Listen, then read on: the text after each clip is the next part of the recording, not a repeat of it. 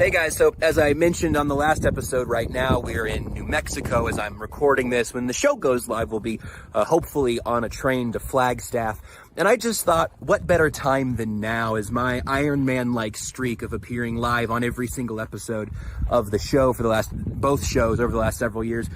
What better time than to talk about the off-season lessons from last off-season that I just think are so important to keep in mind. Obviously, we've gone through quite a bit of time this off-season, and frankly, this year's off-season lessons, those would be very, very different ones. Like maybe get a proofreader for your speeches, maybe make sure you're smoking weed in a state where it's legal, maybe stay home when in doubt and drive the speed limit. But last year's off-season, sorry, Tucker's saying that I don't have enough time. It's time to start the show. But I have lessons from last off-season too. All right, good luck, guys. It's only weird games. This is KC Sports Network, proudly presented by Emprise Bank. It's only weird games indeed. As I am Tucker Franklin, filling in for Josh Fabrisco, as you just heard on. He is traveling across the country. Tucker Franklin. Oh my gosh, this is a very warm welcome in my first only weird games appearances. Very honored to be in the esteemed company of Seth Keysor and Nate Taylor. Seth, how are you doing today? I'm doing so well. Thank you for asking me, Tucker. What a nice question to be asked how I'm doing. You know, a good friend does generally open those conversations like this saying, how are you? You know what? I'm good. Nate, how are you doing? I'm good. I've never wanted to be in New Mexico so badly, based on our friends, coming through, to give us a obviously exceptional, intro. I'm doing just fine. I've spent I'm going to share something here, fellas. I spent the last 4 days off Twitter or X, whatever you want to call this nonsense. It's been great. You must be shocked at how mentally healthy you are right now. I know. I have no idea what's going on in the NFL news because, we're going to get into that here. So I don't have to worry about that. I guess I'm going to watch something resembling football tomorrow. But nah, man, I'm great. I actually would just like to be on a train in New Mexico heading out west. Maybe allegedly. Maybe getting some Asteroid City vibes for my guy Josh, who I'm sure is listening as we speak. So, no, man, I'm good, Tucker. You've taken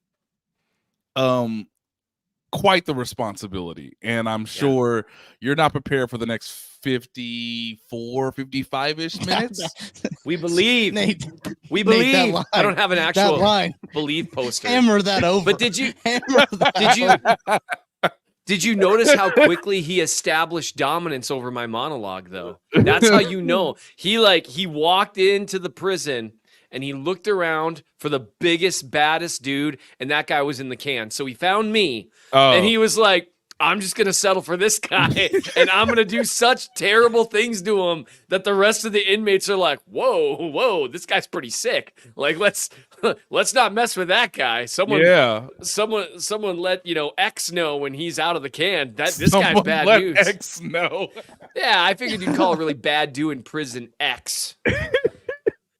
But look, does he start his name with Xavier or is it Xavier? Which one that is was it? an unfortunate. That was an unfortunate thing that I just did there. I couldn't come up with a name because my brain started to say well, probably shouldn't use that name or that name or that name, and so we just went with a letter. Apparently. Mm-hmm. I think it plays, and I think it's okay. Just like this show will probably Tucker. just play, and it'll probably just be okay. But Seth, we've got some football adjacent things to talk about. As you can see on the nice rundown I made over here. Yeah. Rashee Rice's charges dropped. The quotation marks. Seth wanted me to add the quotation marks. Dropped. He'll explain that later. Phase 3 OTA expectations. Look, not a lot going on in the football side of things. We're wearing t-shirts and shorts. What are we going to expect to see from these guys wearing t-shirts and shorts? Seth, you wrote a piece about the 2024 roster. If it's better than the 23 roster, we'll dive into that, and we'll see if we have time for offseason lessons. We'll see if we get to it. But let's first go to the news of the day. This came out fairly early this morning, and kind of like an by the way from Tom Pelissero. I thought that was a very strange and just the reporting of it. And he's like, oh yeah, I can tell you guys that these charges were dropped. Nothing legally is going to be pursued. I thought that was very odd. Hey Tucker, I thought there was a television station in Dallas that was on top of this from start to finish. Where are they? It got boring. I mean, like, the Dallas Morning News said he punched him. Wait, we just got a super chat that says, "Good to see the guys working." So Nate, the only thing you missed on Twitter. Right. The only good Tucker, I only know this because of the group text, but yes, go ahead. So all I did was quote tweet. Who did I even quote tweet? I think it was Harold, wasn't it? Yes, it was Harold. Yeah, Harold Kuntz from Fox 4. Harold Kuntz, the Fox that we appreciate here in Kansas City. Yeah, we do. And so, okay, Harold, damn it, Harold tweeted out that a picture of Hollywood Brown and Rashee Rice together, and he just said, like, good to see the Chiefs wide receiver duo working. And I was like, man, that is good to see. Yeah. But I didn't really read what he wrote before I quote tweeted it. It was just more like, hey, that's good to see. And so I tweet, good to see the guys working. Which, for those keeping score at home, is remarkably similar to good to see the Chiefs wide receiver duo working. In fact, if anything, he said it significantly better than I did. It's like, the guy's working. Like, he said actually something, and I just said nothing. And then my supposed friend, my alleged friend, Josh Briscoe, quote tweeted a picture of that. And then you, Chiefs Twitter.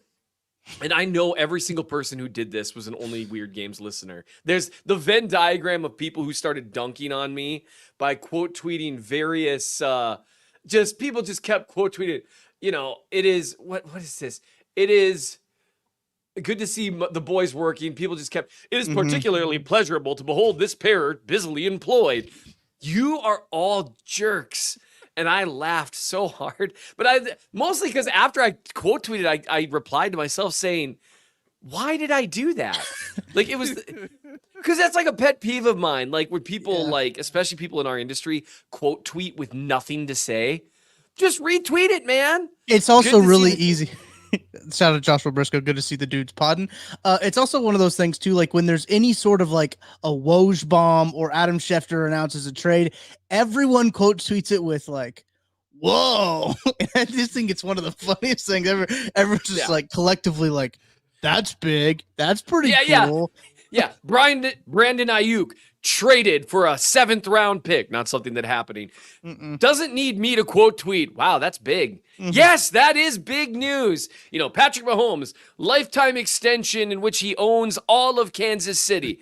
That's a big deal. And it's well earned. Good for him. Like, we don't need to do that. So anyway, thank you to everyone for dunking on me repeatedly and brutally. And then Josh turned it into I don't know how he did this actually. He turned it into a video. Screen recording, I'm pretty sure. Screen recording? Yes. We can record your screen. Interesting. Yeah. So I love here that T. Smith says Seth basically pulled an Adam Schefter, which is just chef's kiss. The last time I felt that particular, as you're describing, fellas, is when this is a different sport, but I used to cover it way back when I was a young lad. But when Adrian Wojnarowski said, I don't think Ime Udoka is going to coach the Celtics this season, and I said, what? What do you mean he's not going to coach? What do you mean he's on? Is that a leave of absence for what? Adrian, say something. Say it. Adrian, tell us. Tell us why he's not gonna be the coach. So there's funny things to be had in all of this, but I don't know, man. I don't know. I'm just okay, Seth. You had a really good thread about this on Twitter. Getting back to the into the Rashee Rice stuff. Gosh, this is really tough. Yes, no joke. Seize the range. Grab that hippo by the throat and just punt it into submission, my friend. Yeah, speaking of that, Rashee Rice's charges were dropped. Maybe I could have used a better segue for that, but explain to me us like you did on Twitter about what this means, because I think there's a lot of misconceptions about drop charges and everything going on. Yes. So just lay it on us nice and thick like a lawyer does. Oh, I would love to do that.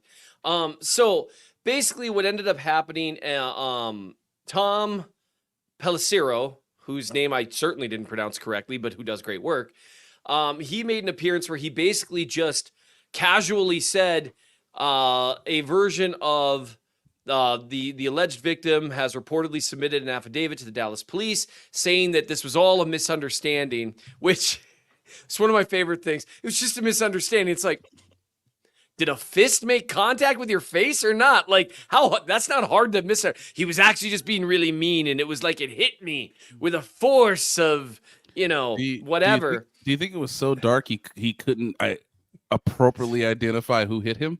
That's true. Nate, there's literally no way I can answer that in a way that's no. Like, Seth, just from a legal standpoint, are you saying it was so dark he only saw teeth and couldn't identify? If Prince knew that Charlie Murphy was the one that slapped him, I am pretty sure. Oh no! Wait, that was Rick James. Dang it! That was Rick James. Yeah. Darkness. But now remember, Prince was making everybody pancakes after Yeah. blouses. So Tucker, there's this great show called The Chappelle Show. Maybe literally before you were born. No, it was when he was like in preschool. Yeah, you were like, hopefully you weren't watching it. Yeah. And it had some of the greatest Charlie Murphy telling stories about Rick James and Prince. Oh, three. I would have been 5. Yeah, I would have been 5. Wow. Oh, it was, dude, Nate. You cannot be serious. Sorry about that. You cannot be serious. We're so old. So, hey man, go get them DVDs. What? They don't play DVD. They don't play DVDs no more. Oh, what? Man, they don't even exist. One of my kids asked me what a DVD player was, and I actually just put them up for adoption. So I was like, you have to put this disc in a machine, and then it would tell you chapters of which you could watch deleted scenes. You ever seen a deleted scene? Or like with friends, it would just play the theme song over and over while you decided what episode to watch. Yes. I mean, how are these children going to live appropriately in this life if they can't decide? I'm sorry. What I want to watch. Oh, it just went back to the home screen. Oh, that's cool. So is this in Blu-ray? What's Blu-ray? It's like DVD somehow, but not. But better? But you can't allegedly. You can't really tell. Yes, the Chappelle Show is on Netflix, and thankfully there were some listeners, some viewers perhaps who got my Chappelle Show Easter egg when I did the racial draft reference. Last episode. Yeah, so they did a whole racial draft, and like how'd they decide who Tiger Woods goes with? The whole thing was horrifying and incredible and changed entertainment. Wasn't it the first episode where he did the black white supremacist? Yes, of course it was. Yes, we're coming in a show that was truly 2003. Like they could not coming in real hot. Yeah, Jerome Biggums. Do you know who you? Oh yeah. Okay. Well, we could just So it was so Clayton Bigsby. Yes. Jerome Biggums was another character. I'm getting them all confused. Again, guys, it's been 2 decades. So as much as Rashee Rice would like for life to go on, I do think it's fascinating that. Nice way to bring it around. These pictures are now on the internet. They're on Instagram. I was notified of that today. Like, oh, okay. Hey, we're outside running routes, guys, in the daylight, and that's all you're going to see. That's all you're going to see. There's not a drink to be found. Nope. No photographers Grass. were harmed in the creation of that photograph. The photographers had plenty of distance between me and me running my routes next to Hollywood Brown, who didn't ask for any of this. Can you imagine being that photographer? Brown and Rice, like, hey man, come here, take a picture. He's like, are you sure? Are you? Is it safe? No, it's not safe. I'm not sure I want to. I'm not sure I want to do that. Okay, so here's the deal with Rashee Rice. You want me to video your footwork, okay? But how close do you want me to be? Can I? That would have been terrifying, objectively. No. So, all right. So here's one thing I want to make sure people know. What I'm not about to do is discount any kind of reporting that's done by anyone else. There was just a common misnomer that was used with regards to charges dropped. And of course, because that's how it was phrased, because that's how Tom phrased it, is the guy has dropped charges. That is not how the criminal system works. That is not. And what? The reason what? Private entities cannot bring criminal charges because you are not the state. Look at me. Look at me in my eyeball. I am the state. I am the government. I mean, not really. I mean, as you can see, I got a Chiefs map back here. But so the way that it works is there's a few different ways that crimes get charged. In this particular case, what happens is someone calls, whether they call 911, whether they call the local sheriff's officer, PRPD, or sorry, I was saying the PD from my town because I'm so used to saying it. Anyway, they call the police department, call whoever. Hey, I've been punched in the face and it hurts. They're like, whoa, that's illegal. Are you okay? Yeah, get an officer here, please. This is, by the way, a dramatization of the phone call, not a recording. So then law enforcement comes to the scene. They interview the alleged victim. They interview any witnesses. They conduct an investigation, right? If they think there's enough evidence there and it's a high enough level charge, or if they think that it's likely that criminal activity will continue, things of that nature, they'll make an arrest on the spot. The person will be arrested, booked overnight, probably charged the next day. That's what's called an in custody, okay?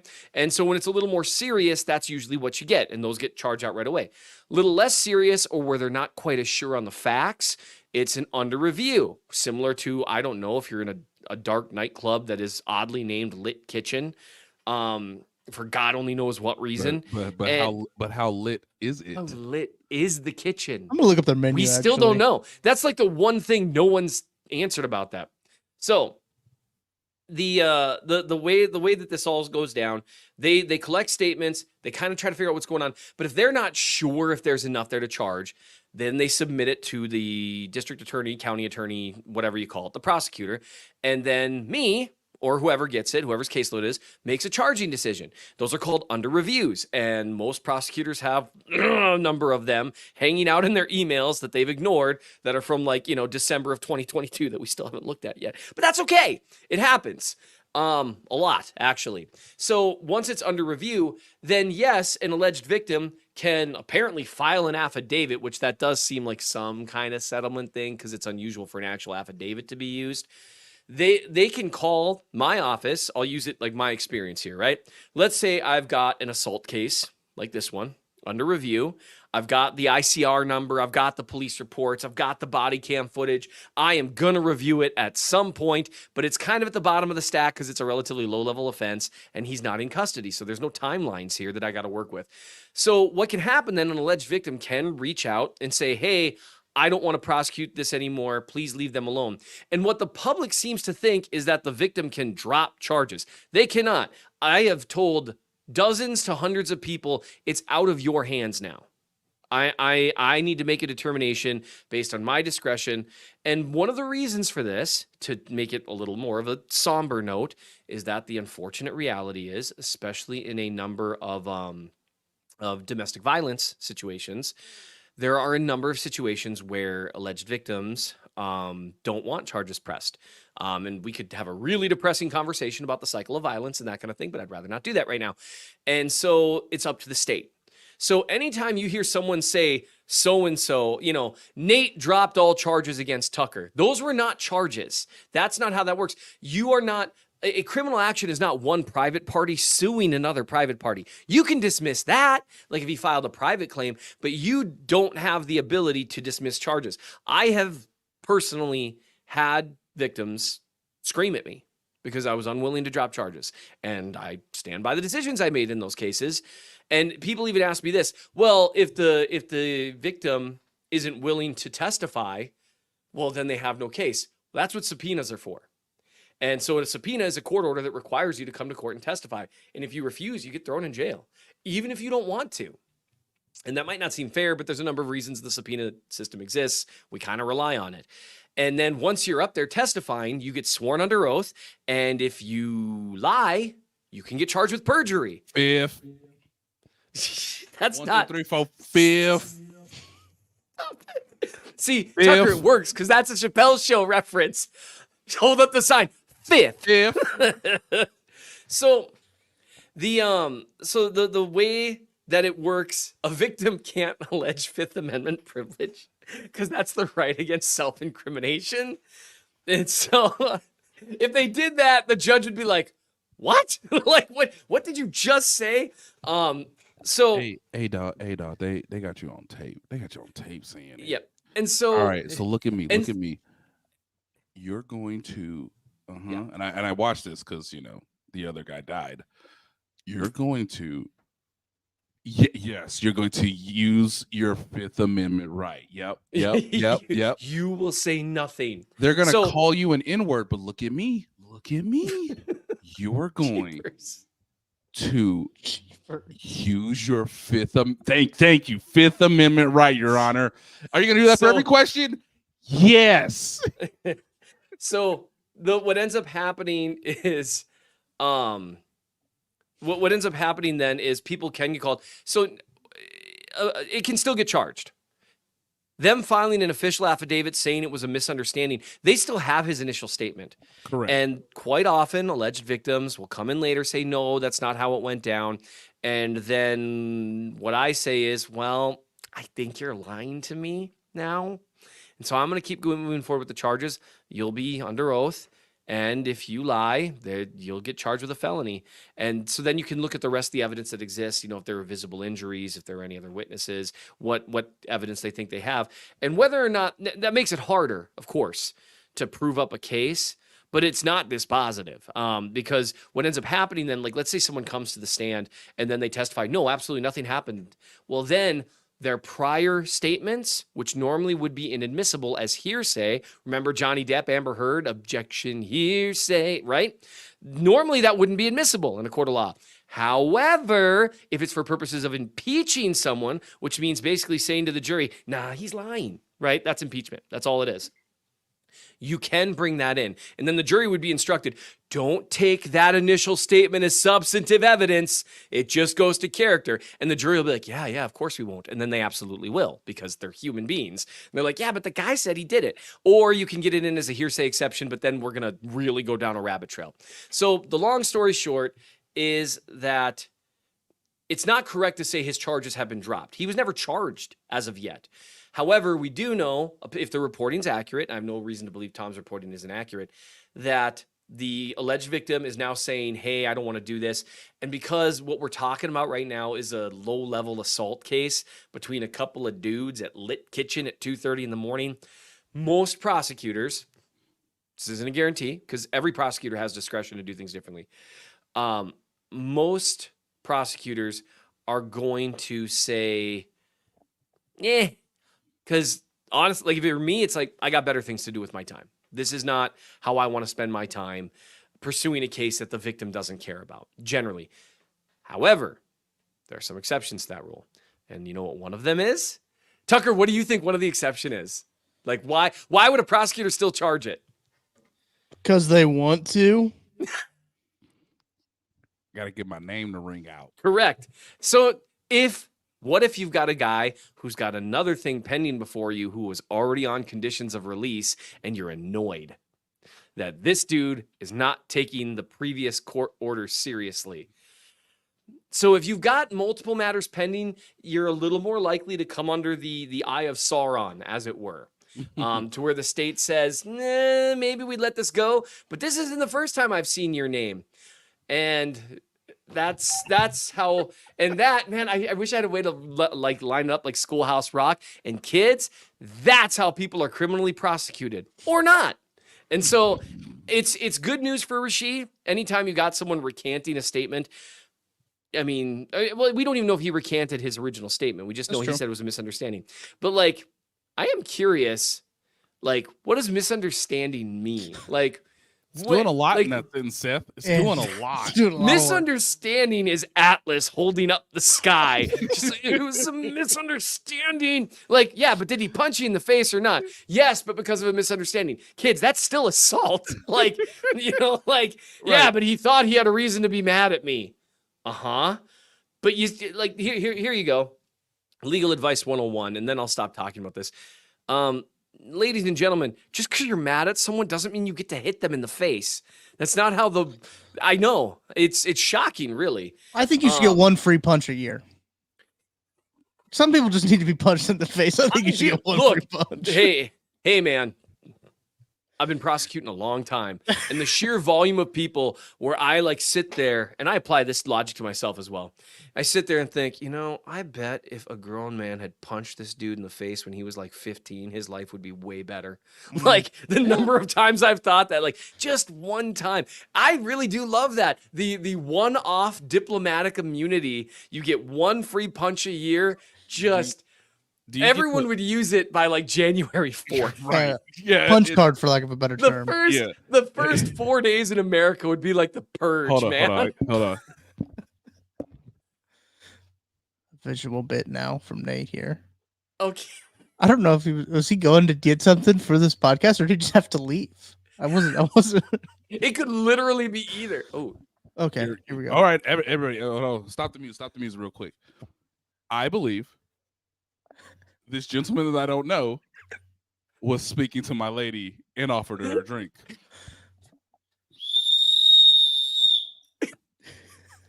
I am now presenting a red card. This is my one free punch. Everybody know it? Restrain this man and let me punch him in the face. Now, ladies and gentlemen, you have a legal obligation as citizens to hold him down. Just because I pulled my punch card, he retroactively, kind of in like Uno, can double punch card me. Oh! How badly do you want to hit this dude? Exactly. Wow. So have your punch whistle out, and then in front of everyone. Look, I think we're onto something here, fellas. And if we haven't solved anything about the Rashee Rice thing or anything else, we definitely figured out that you should be able to punch at least one person in the face a year and not have any criminal repercussions for it. And that's what we do. And they should be an adult. They should be an adult. Over 18, yeah. Bartender, it was a misunderstanding. It was a misunderstanding. I thought he was offering a drink to my lady, but he was trying to offer a drink to another lady that was not my lady. Ooh, it was a really unfortunate misunderstanding. Yes, I punched him in the face, but I used my red card. So just imagine the officers being like, oh, okay, cool, you got the red card. Well, here, hang on. Let me see if this has been punched yet. Sir, this was punched in February of this year. Or you know what you could do? Rather than having it be legal repercussions, it's like the old How I Met Your Mother slap bet rules. It's like, now this guy gets to hit you 10 times whenever he wants for the next year. You don't know. He can walk into your house at 2 a.m, 6 months from now, and just wham while you're in your sleep. I bet that would keep things relatively in line. Do you do advanced scouting with a PI and say, hey, see if he's used his one this year? It's August. He's had to have used it by now. I think your card also has to be notarized. You got to take it to a notary. Every time it's punched, officer has to sign off on it. So look, we are figuring out the logistics of the punch card, for lack of a better term. Yeah, the procedure's where it's at. You really got to nail down the procedure. Your Honor, my public investigator. Ice Pyro with a great comment. My punch card is for sale for $10,000. Wow. Oh, so you know some billionaire would buy up. I have 100 million punches. Sir, I am about to beat you to death. Like, oh no. I duel you to a punch off. I have 7 punch cards. That's the PI would need to look into that too. Is You this guy think- independently wealthy? You think they'd be tied to like your social security card number? I think is what they'd have to do. So to make social security relevant again, you got to really tie the punch card to the. Okay, that's it.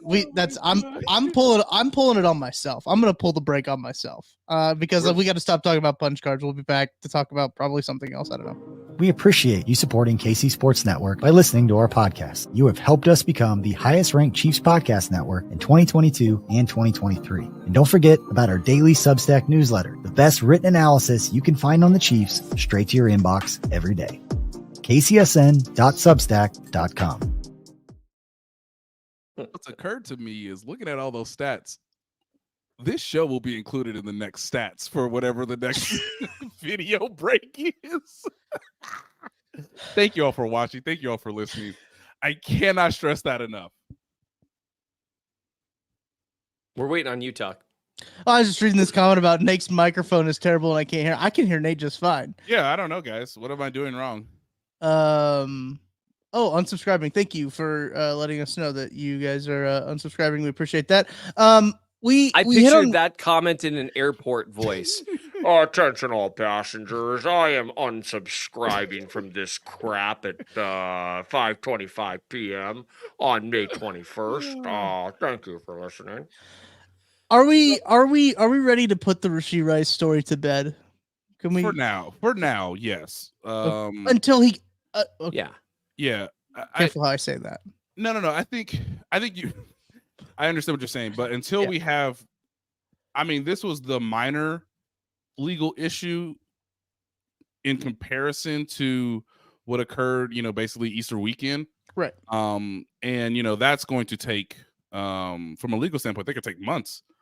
Now the NFL, as I've said before, does not have to wait around. So some people have said, well, hey, and I just looked this up while we were talking about punch cards. Willie Gay pleaded with his altercation with the mother of his child. Mm-hmm. That happened in June, and then basically the league suspended him in like mid-September. I'm looking at it now. But they knew, what I'm saying this is the league pretty much knew that was going to happen during the summer. And so they were well aware of it. And then, of course, I understand why people will say, well, Nate, Willie played the first 2 games of the season. And I think some of that was the player association getting involved. And when the league wanted to sort of implement that, that suspension, because it's up to Roger Goodell. There really is the precedent is that it's Roger Goodell and he can do whatever he wants. So, we may know more about Homelander. Yes, exactly. We may know more about the suspension than we do the actual legal case, but up until there's some new detail, or when Royce West, there's so many names, until Royce West wants to say something again, which he has said nothing, then we can probably move on. I guess it's news, but it's a voluntary minicamp, it's a voluntary OTA practice. So right, Rashee Rice could do whatever the hell he wants. But whoa, wait a minute. No, we want him thinking the opposite of that. Rashee, you can't do anything you want. You can do none of the things you want to do. Whatever I want you to think. What do you want to do? Nope, not allowed. Not that one either. You should do your second. You should do your second choice, probably. But what about? Okay, cool. Well, what if I stay in the house? I just eat Tostitos for 6 hours straight. Who did you punch to get those Tostinos? Dang it. That's not fair. You know what? I really get accused of punching a guy one time. Now you're the guy that punches everybody.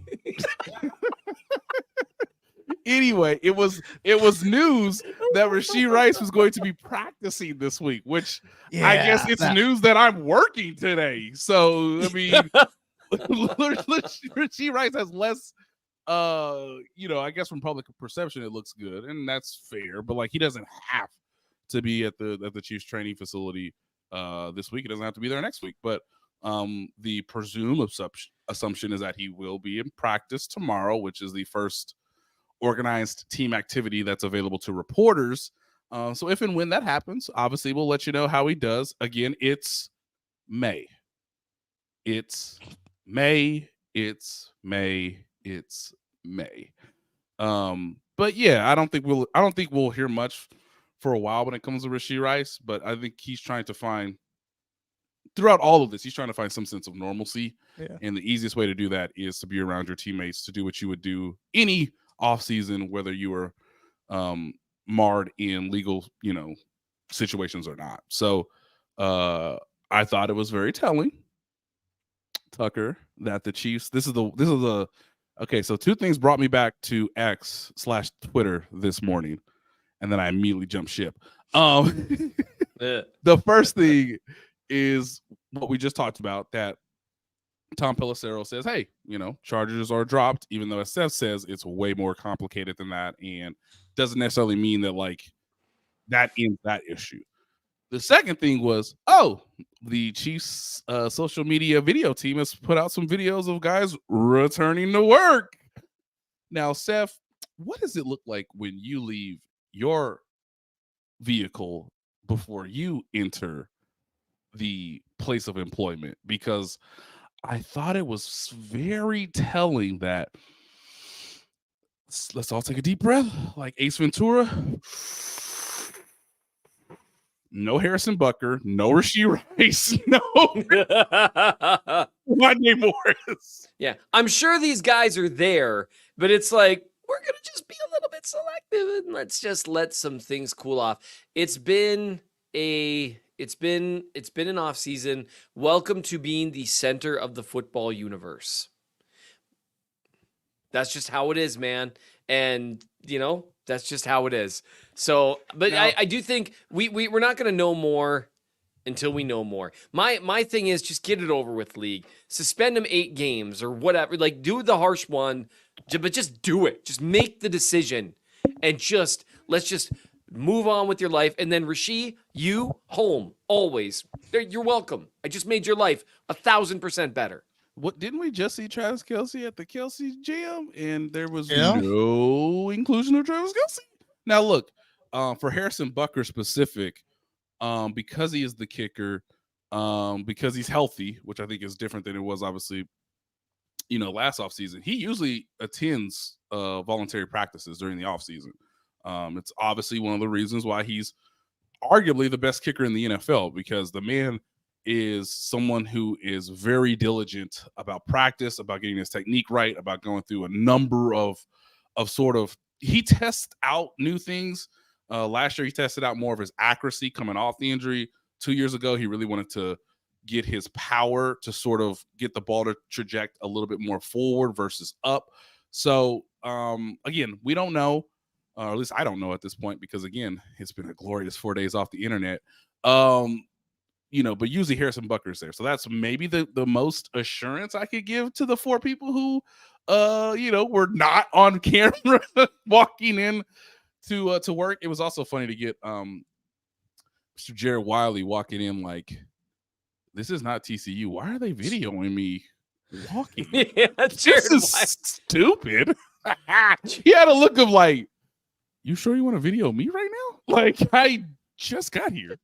I just wonder if Jared Wiley in particular is always walking around like, man, I'm built like a tree. Oh, I'm just tall. a massive Large. human. I'm so tall. It's like Louis Ramiz Zamet, etc. However you say his name. He's just walking around like, man, I'm handsome. Just look at me. I can't even believe that I made it on time. You know how hot I am? You know how many obligations I have other than football? Oh my goodness. My favorite part of that video is you can clearly see the people and the players who don't have a place to stay in Kansas City yet, and they're getting off the shuttle bus. Yes. Is what they have. It's like you can see the rookies that are getting off the shuttle bus. You're like, they just got that's the team issued hotel right there. They're coming in. Yeah, baby. Yeah. And that's a fun thing that fans never really think of in terms of OTAs, phase 3 OTAs. I mean, this is like a lot of people. You've got the rookie mini camp where then you have a bunch of people with the rookies that they've never really done anything with. So now they're going to be together with the veterans. This is like that time of year where if you've never switched jobs, let me tell you, it's seeing hard. all this for the first time.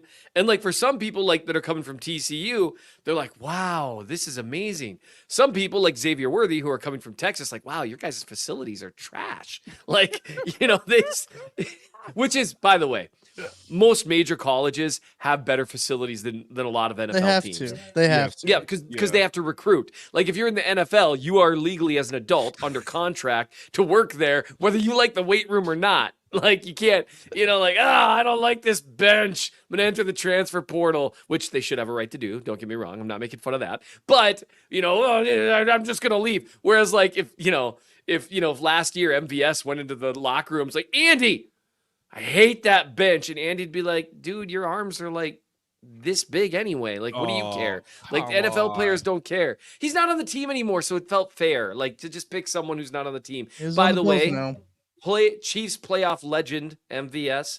Respect to him. Thank you. But I don't know. I don't have any expectations for OTAs other than, like, please no one get hurt. And do you think the Buffalo Bills came to Marquez and was like, hey, man, we're gonna need you in October. All right, we can't just wait around till January because we gotta earn January for you to black out. Can you it'll be fascinating to see how he does in Buffalo because their offense is not that similar from the Chiefs or the Packers. So it'll be quite a contrast from what Marquez has seen before. Ice Pyro just commented that MVS is the offensive Dan Sorensen. And that is the most accurate thing.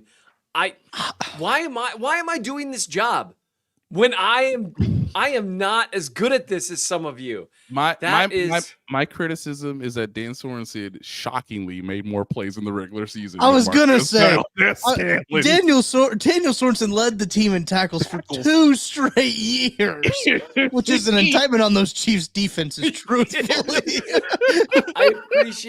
I appreciate you adding that is an indictment on the Chiefs defense for sure. Do we all realize that half of Daniel Sorensen's mixtape is the Denver Broncos? Yeah. You can't play those guys in January. you just can't. Nope. So but I don't. Oh no, go ahead. I'm sorry. I was gonna ask what your expectations are, Nate, because I just want people to stay healthy. Yes. And I am excited. Sure. I expect all of us and all of you, dear viewer and dear listener, to seriously overreact to the good and the bad. Like, we're going to see Xavier Worthy running a route against absolutely no one. Running like maybe 40% as fast as he can. And Mahomes is kind of lobbing it up there. And it'll travel like 50 yards in the air, 60 yards in the air with just nothing behind it. Just, like a rainbow. And he's going to run underneath it and catch it. And we're all going to be like, dude, it's going to be so good. And then we're going to see something where like a snake is going to run across the ground, because like snakes do. They often run using all their legs. And Xavier Worthy's going to trip over that dang thing. And we're going to see him fall, and everyone's going to be like, oh, dude, this guy's going to be a bust. So that's my other expectation. We're going to overreact to guys not wearing pads. Yeah. Oh, the offensive line looks good in drills. I mean, do they? Here we go. This is via The Athletic, my employer. Oh, no. Shout out to Tim Graham, our columnist in Buffalo, who just dropped an article that reminds me that it's May. Quote, guys.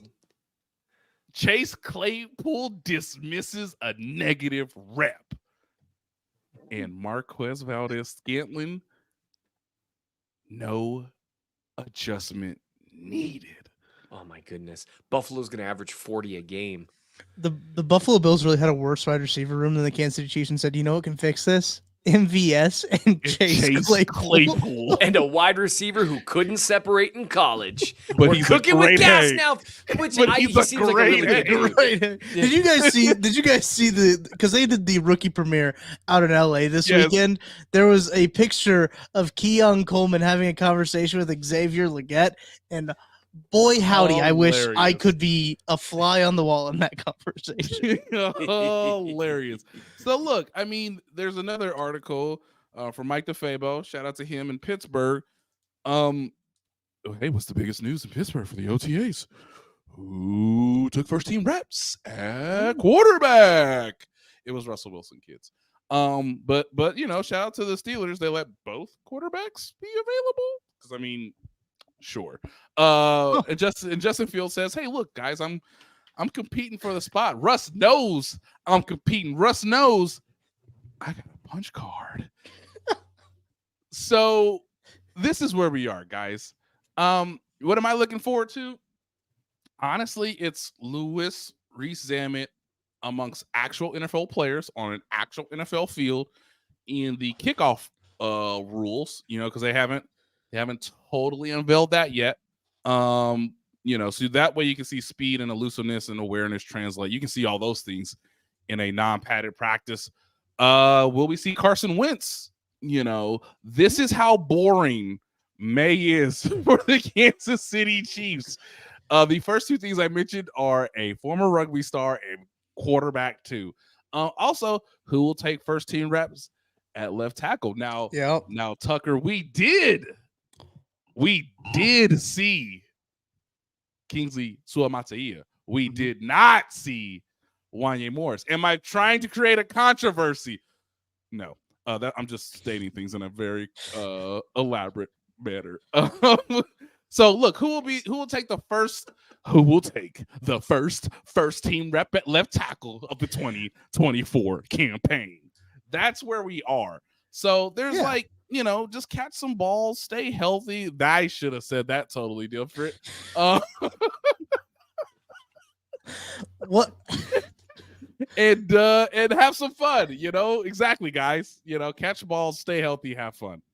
There it is. I got it clean too for the clip too. I appreciate that. Yep. One of my favorite things about this time of the year, I'm pretty sure it was about this time when the Chiefs had just drafted Creed Humphrey, and we were wondering, man, what's the center position look like? And the Chiefs would post a gallery of pictures every day after practice, and Chiefs Twitter as a collective whole would be swiping through those, and I say, wait, that's a left hand on that football.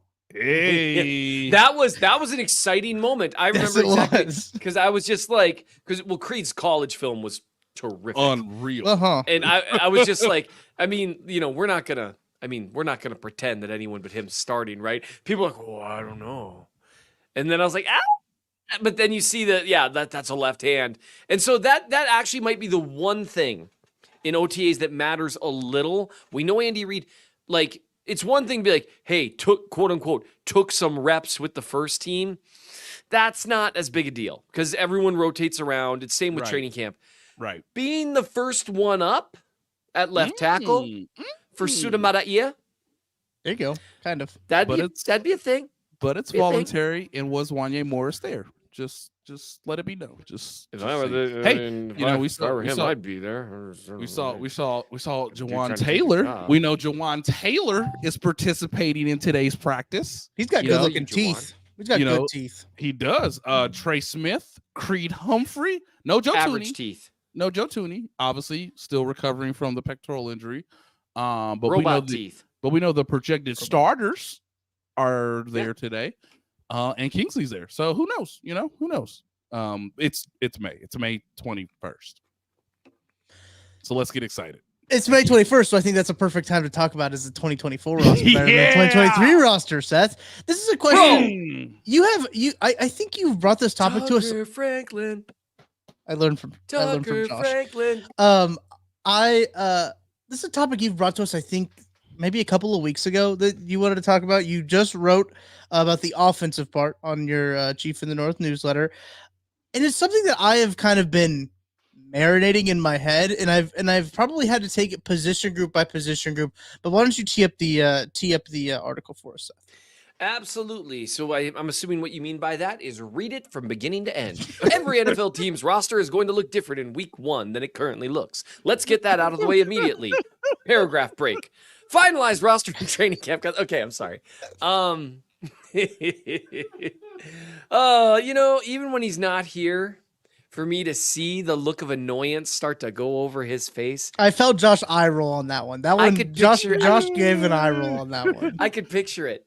So what I wanted to do, because we're in that time of the offseason, I'm not quite ready to begin film review projects yet. Got a few guys that I definitely want to watch.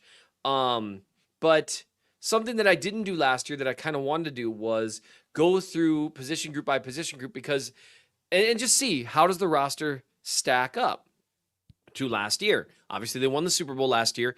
And one of the things that I'm hearing Chiefs fans say fairly frequently on Twitter, which is not real life, but, it's where I get to talk to the majority of the Chiefs fans I talk to because, I live in Minnesota, is it's kind of being treated as a given that this year's roster is better than last year's. And some of that, I think, is a reaction to how bad the offensive roster was for part of last year, and so I get that. So I thought, you know what, let's go through it, position group by position group. I was going to do it all in one article, and then you're not going to believe this, but I started writing enough about each of the offensive position groups where I was like, I should probably make this a two-parter because that would have taken a while to read. So I went through, quarterbacks, running backs, wide receiver, tight end, offensive line, trying to figure out and we'll do the defensive one probably later this week. I'm thinking maybe I'll review a draft pick. I don't know. CJ Hansen's film is worth reviewing, but I don't know, I'm putting it off. And so, yeah, I came to some conclusions. I don't know, is there a specific position group you'd like me to look at? Because I could just go through them one at a time. That seems like a lot. It's on the Chief of the North newsletter, by the way. Yeah, do that. So I do think that there's a couple of positions that stick out to me. Obviously, the biggest positions we've been talking about. Wide receiver was the biggest hole that they had last year, as a whole, as just a team. Seth, yep. I'm curious to where your general consensus landed on the wide receiver spot. They do add a guy like Hollywood Brown. They drafted Xavier Worthy. They've got probably some legal issues. They're going to have Rashee Rice is going to be suspended, as Nate made clear on the show a couple weeks ago. He's going to be suspended. I'm curious where you landed on that position group, because there are some guys too that have been around for a minute that are no longer around as of now. Absolutely. So here's the big thing. You have to take into account that you're probably going to have Rashee Rice for, I don't know, half the year, which, maybe he only gets suspended 4 games. Maybe it's 6, maybe it's 8, maybe it's more. I'd be surprised if it were more than 8. The one thing the NFL is going to have hovering over its head with every suspension, and this is something they do seem to think about, is proportionality, which they don't care necessarily that much, and they don't need to, but the Deshaun Watson suspension is always going to be hovering over their head. And so they're not... And remember, Goodell wanted a year, but through back and forth litigation, the amount of money that was going to be wasted in legal fights, the Players Association said, let's do like 12, and the league was like, fine, and then it got to 11 based on appeal or something like that. So, always remember that Roger Goodell wanted a full season, but because of the legal implications of the civil suits, it made it a little bit more complicated than what he normally has from a authoritarian sort of power, when it doesn't involve legal stuff that's going to be very, very hard to prove over a long case in time. But 11 to 12 is, like, as Seth was saying, the very top. But never forget that Roger Goodell can still come back around and say a year. He can do what he wants. Yeah, and right. Now I would think probably in this case, because Rice is already represented, and he's also going to be represented by the union, anything like that. I don't think Goodell will try to do that, just because you'll almost get weirder blowback from that, and then it'll bring back everything. Whereas like 8 games, you can say, look how serious this is, and the only people that'll be genuinely mad about it will be Chiefs fans. Like, and that's how that'll work, because they'll compare it to various domestic violence related suspensions and say that's not fair. I get it, but it is what it is. He did something really, really stupid, selfish, and dangerous. So that happens. So here's the thing. The 2023 receivers that actually played some semblance of snaps: Rashee Rice, Marquez Valdez-Scantling, Justin Watson. I mean, the floor comes at you quick here, doesn't it? McCole Hardman, Sky Moore, Kadarius Toney, Richie James, Justin Ross. 2024, what we're probably looking at is Hollywood Brown, Xavier Worthy, Rashee Rice, Justin Watson, Sky Moore, Kadarius Toney, Justin Ross, Nico Remigio. Remigio. So the biggest thing that I would say is the first thing that should jump out at you when you look at 2024 versus 2023 is, even if you take out Rashee Rice, which you shouldn't because he's going to be around for probably half the year, Justin Watson is wide receiver 3. Throughout the first, barring Xavier Worthy being significantly worse than they're hoping, right? This is the first year it seems like they're counting on a rookie to an extent. And I would rather have Worthy running go routes than Justin Watson. I just would, because, he's faster. Yeah. So here's the biggest thing here. It's easy to forget. And this is one of the things I wrote about. Midway through last season, and Nate, you talked about this last week, Justin Watson was the yardage leader in wide receivers. That wasn't like through 2 games. That was through half the season, because they hadn't found a way to really integrate Rice yet. Right. And there was nobody. So at the end of the day, if Dan Sorensen's mixtape is halfway Denver Broncos, Justin Watson's mixtape is half corner routes. And I mean, just dime after dime after dime. Some of Mahomes from Patrick Mahomes. Mahomes' throws to Justin Watson last season. I don't know what it is about Justin Watson that brought it out in him. But he threw some absolute dimes. Yes. But you are in a position where you just look at the group that they are so much stronger, especially when you take into account how MVS played last year, which I'm not looking to, throw dirt on his Chiefs grave, right? Stepped up in the playoffs. Great. Losing MVS, had he played it consistently at the same level he did in 2022, would be a bigger hit. Last year, he was a net negative player pretty much the entire season. Made some huge plays in the playoffs. Glad he was on the roster. Playoff hero, you earned those 2 rings. Good for you. But losing him is a net positive compared to even Worthy. Worthy would have to be bad to not be an upgrade over MVS. Brown would have been the best receiver on the Chiefs roster by a pretty substantial margin last year. So you have the worst position group on the team has been, even taking Rice's, let's say, half-season suspension into account, has been massively upgraded. That said, I still look at that group and say, I want one more. But no. Hold on. Now look, I don't know if he's there this week. He don't have to be there this week, okay? But they declined his 5th option. He gonna have to make some reps in training camp. This is it for Kadarius Toney.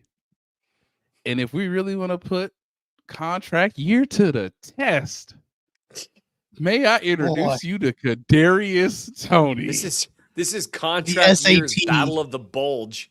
This is the deciding factor. This is midway for Kadarius Toney. This is Waterloo, man. Well, historically speaking, that wasn't really the deciding battle, but still, you get my point. Ooh, that's interesting. Kadarius, see, if Josh were here, he would be like, maybe. I love K. Is this KL368 Tucker who says, in all caps, I do not want to put contract year to the test. I'm sorry, KL368. Contract year's got to be tested. I suppose this is contract year's toughest battle. This is the contract year telling Jesus to give it its toughest battles. and it's how are you Kadarius already Toney. alive? How are you? Yeah, how are you still alive? Contract year. Give me Kadarius Toney. He's like contract year. Just got zoomed down to the battlefield in Wakanda. And came out holding a hammer saying, "Bring me Tony." This is its moment. That would be incredible for the Chiefs. Incredible.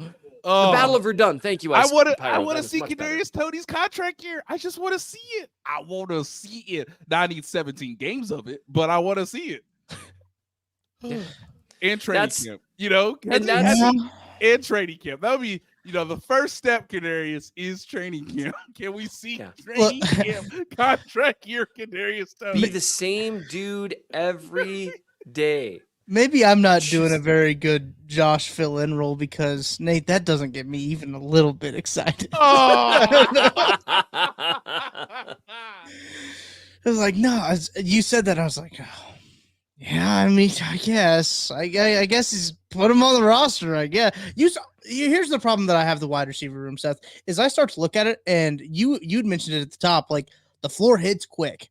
The ceiling's pretty high, but the floor comes very quick. I think the depth of this room is a little bit, I don't want to say worse. It's different, certainly. It's different than it was last year. And the depth is where I kind of have pause when it comes to me for sure saying, oh, yeah, this wide receiver room feels like it's better than last year. Now, we also have the hindsight of last year's wide receiver room going into this offseason to know that, like, last year we were, like, banking on Sky Moore and Kadarius Toney. Like, I feel like there was so much more optimism about that wide receiver room than there even is about this one, adding Xavier Worthy and Hollywood Brown, like two guys that are very dynamic. And there's not as much hype around this wide receiver room as there was last year. And that's because I think that, you're a little burnt by both of Sky Moore and Tony. We got burnt by hopes last year, and that's one thing I would note is that Sky Moore and Kadarius Toney are still on the roster, probably as wide receiver 4 and 5 at best. Five and Whereas six last year, 5 and 6 if you add a veteran, add 5 and 6 if you add a Right. veteran, which they should. DK Metcalf's contract is cheap. I'm just saying. Here we go. It's cheap because they've got a roster bonus, or not a roster bonus. They got their signing bonus and option bonuses. Those don't count against the Chiefs. He would be like 13 mil against the cap this year. Hey, Seth, Mike McDaniel would like to win some games this year. You know what?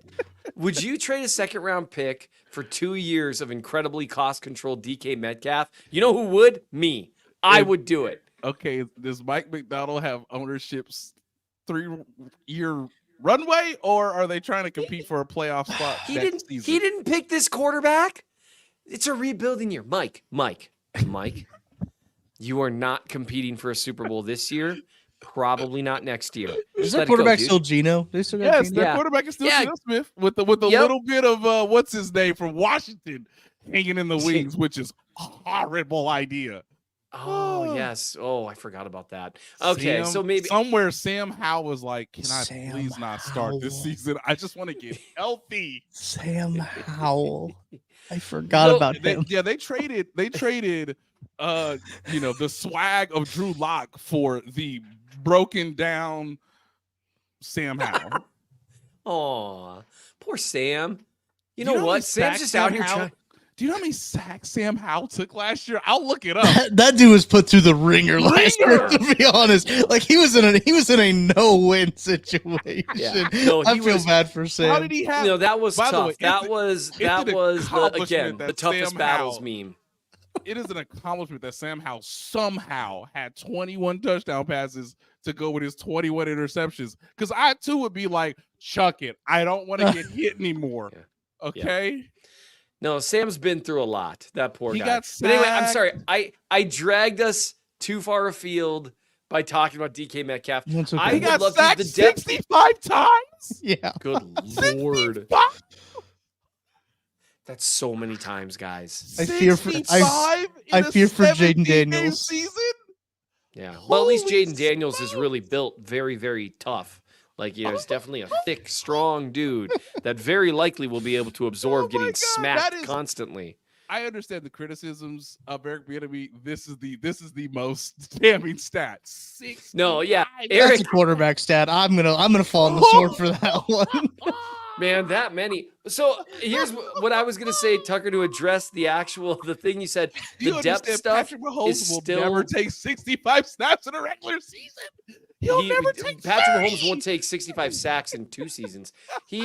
The depth is still scary, and that's where the veteran makes sense. Because right now, your top 3, Brown, Worthy, Rice, I'm good with that. It drops off quick, and you're counting a lot on a rookie. It's the same conversation we've been having, even taking out the suspension. Now, let's say Worthy is what they are hoping he is, okay? Or let's say he's 90% of what they're hoping he is, right? Great. That's, genuinely speaking, that would be great. Let's say Brown is similar to the guy he's been his whole career, but now he's in the best system he's ever been in, with the best quarterback he's ever been in. He separates well from man coverage, works the intermediate part of the field well. Great fit for their offense. If that goes well and Rashee Rice is back after 8 games, you're cooking with gas down the backstretch. Yeah. That's a good wide receiver trio, a legitimate, very good one that goes 3 deep. You don't have your true number 1 maybe, but it goes 3 deep better than most do. I personally would be more comfortable just trying to blow the top off and just, let's make it to where even in our 4 deep, we're feeling fine. But that's how I feel. I think that's probably on my end an overreaction to last year. For sure. And I think that people in that position, if that's a very normal way to feel is what I'm trying to say. I think that's very fine. We've had some comments about the tackles as another position group to talk about. Obviously you can read about all of these position groups on mnchiefsfan.substack.com. Wow. Seth really hates money. Tucker, I was on your side. I was sitting here like, man, this is so much better than what. Yes, yeah. mnchiefsfan.substack.com, the Chief of the North newsletter. There we go. That otherwise known as that one site Tucker's never heard of, and. Look, to be fair, I started to roll into it and I was like, wow, I'm really confident about this website. Maybe I should pull back a little bit in case I'm wrong. And I was hoping that I was going to get some side, but I didn't. It's too bad that we have eclipsed the hour mark and we just missed getting to off-season lessons. Sorry, Josh. We didn't get to talk about off-season lessons. It's okay. Josh will be back. He is on vacation, but he still said he's going to podcast, which is why I don't know why he would do that. But we do appreciate him for that. As I mentioned, you can find Seth's work at See, this is what happened. I went to say our Twitter handle at real Inman Chiefs fan, and totally it is fine. At who cares? It's not at anything, dude. Chronically online. I'm of Gen Z, so everything's at something. Tucker's just the first game. They're not going to put a spotlight on you or anything. Yeah, whatever. When it comes to He's procedural this year's things. Jawan Taylor. Yeah, they're not going to put a spotlight on you at all for procedural things before we actually get to the good stuff of the action and the information and the promotion of colleagues' work. No, they're not going to get on you about that. There's not going to be a spotlight. It's a lot longer than I usually podcast for anyway. I'm usually out of gas at the 45-minute mark, truthfully. So we're lucky I made it this long. Again, I'll get the URL right this time. mnchiefsfan.substack.com. You can find Seth's work and you can find part 1, the offense. Is it better? Is the Chiefs roster better than 2023? It would help if I could read. You can find Nate's work at The Athletic. Seth, anything before we let Nate take us home? I just wanted to say I really do think you did a fantastic job, and I just appreciate feeling led rather than pushed. It's a thinker. It's a thinker. It's very philosophical there. Thank you. Yeah. To close us out, I know Josh would have loved to have gotten to off-season lessons, and it's a darn shame we can't get to all of them, but we can get to one. I think psychologically I could connect to Josh all the way out there in New Mexico, and I think the lesson he would like us to learn is they could put any of us at left tackle. Guys, he won't take 30 sacks in an NFL season. Okay? He's Patrick Mahomes. We could be his left tackle, and they'd still probably win the division.